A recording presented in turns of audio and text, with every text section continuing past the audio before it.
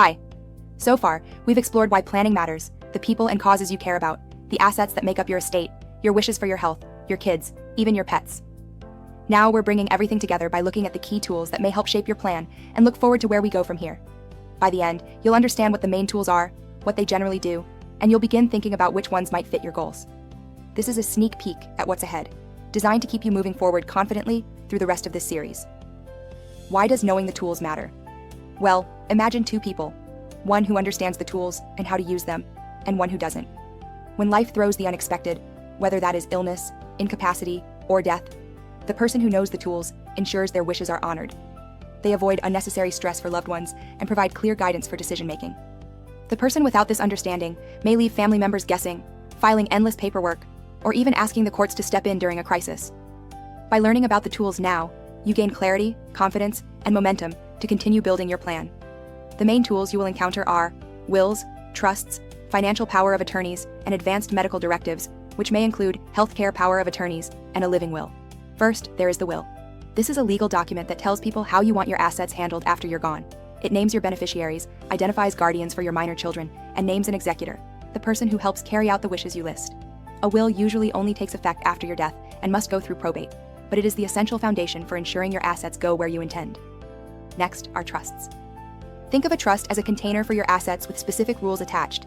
You can place property, money, or investments into a trust and set conditions for how they're managed or distributed.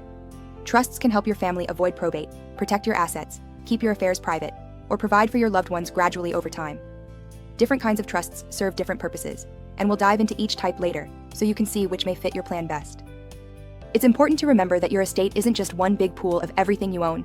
There's your probate estate, assets that pass through your will or state default rules, and your non-probate assets, which includes things like assets that pass by joint ownership or beneficiary designations.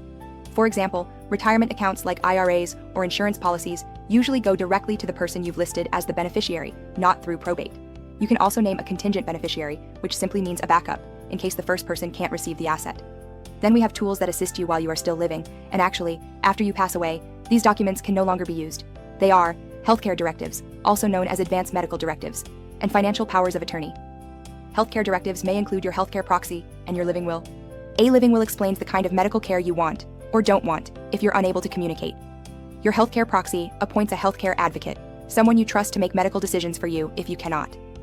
Without these tools, your family could face unnecessary stress and delays, and the person making decisions might not actually know what you would have wanted. Another essential tool is the financial power of attorney.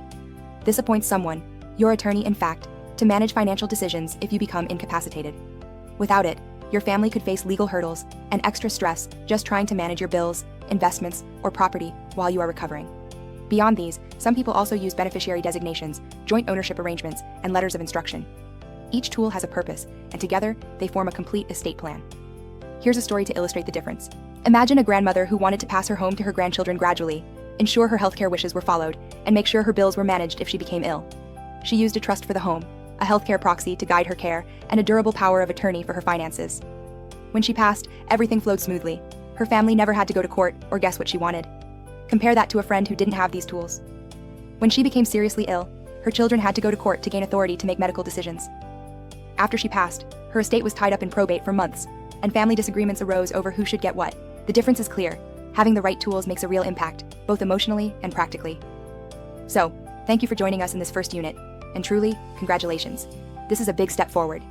Take a moment to celebrate what you've already accomplished. When you're ready, complete the short reflection questions below this video. And if you'd like to go deeper into each of these tools, continue on to Unit 2. We'll be right there with you.